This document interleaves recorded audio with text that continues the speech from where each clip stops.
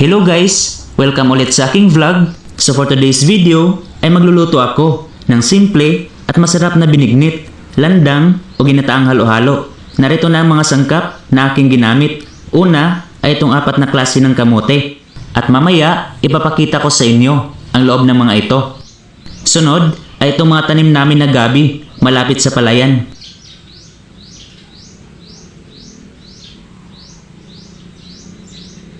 Sunod naman ay itong mga hinog na saging na may kasamang konting hilaw.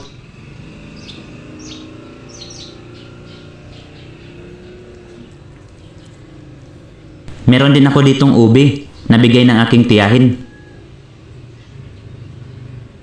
Sunod na sangkap ay itong tinatawag dito sa amin na landang na galing sa isang klase ng palm tree.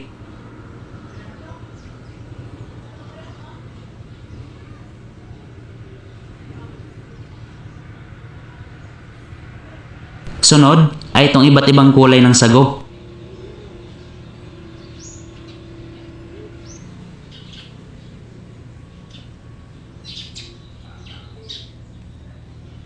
May mga maliliit din ako dito na nabiling sago.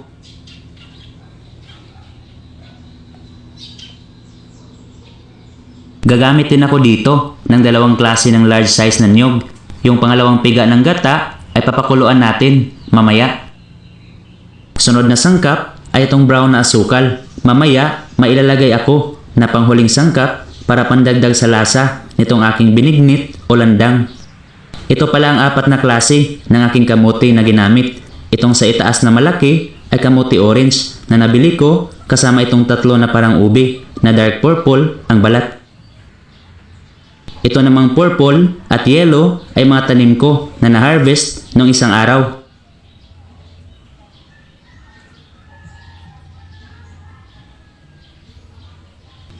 Ipapakita ko naman sa inyo ngayon ang loob nitong 4 na klase ng kamote. Kailangan mag-prepare kayo ng lalagyan na may tubig para dito natin ilagay ang mga nabalatan na kamote para na din hindi magbago ang kulay ng mga ito.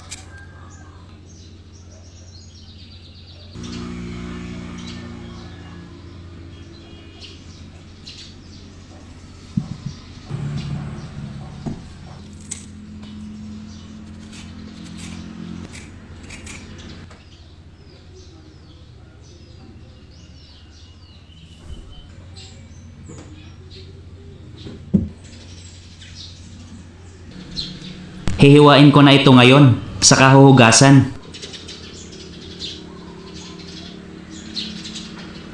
Dito na tayo sa kung paano ko ito niluto. Magpakulo ng pangalawang piga ng gata sa malinis na kaldero. Dapat may kalakihan konti para hindi mag-overflow ang ating mga sangkap. Una na ilagay itong mga gabi, takpan at pakuluan ng ilang minuto.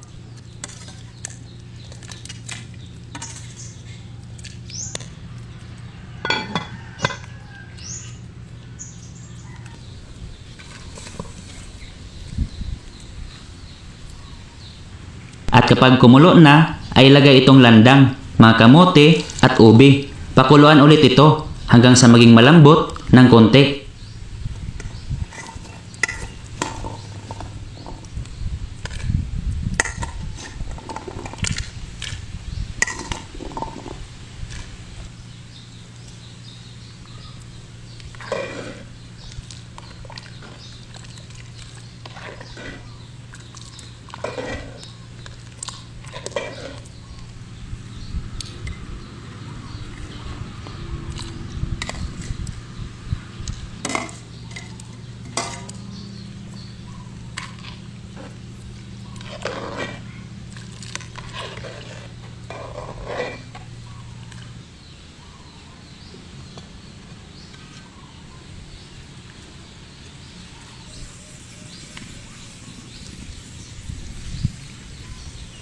Naglagay pala ako dito ng konting asin para pandagdag na din sa lasa. Saka ilagay ang mga sago at saging.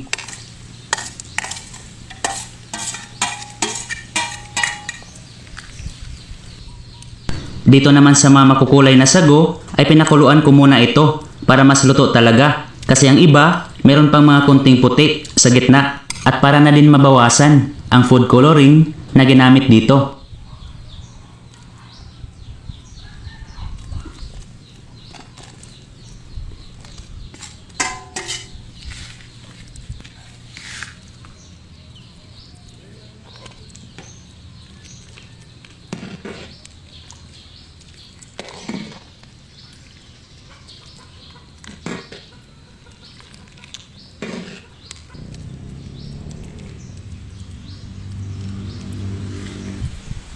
Sunod na ilagay ay itong unang piga ng gata sa kaasukal.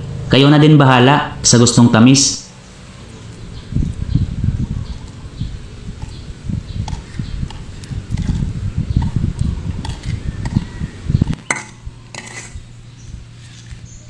Haluin ito, takpan at lutuin hanggang sa magiging malapot ng konti.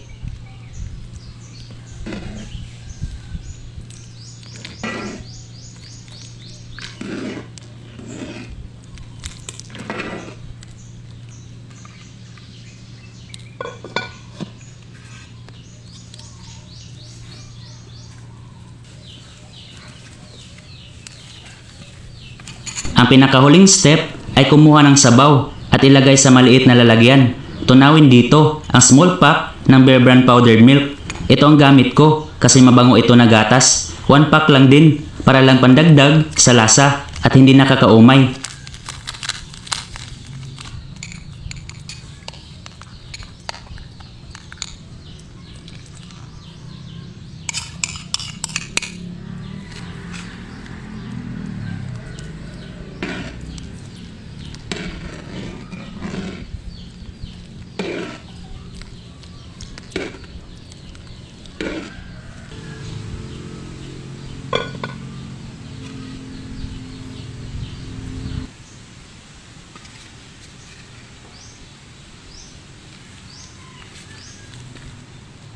Ito na guys, nagiging malapot na itong binignit o landang ko.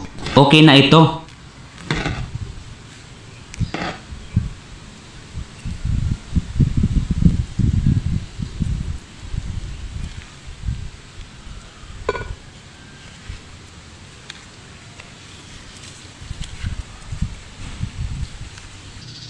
At narito na ang resulta sa aking niluto.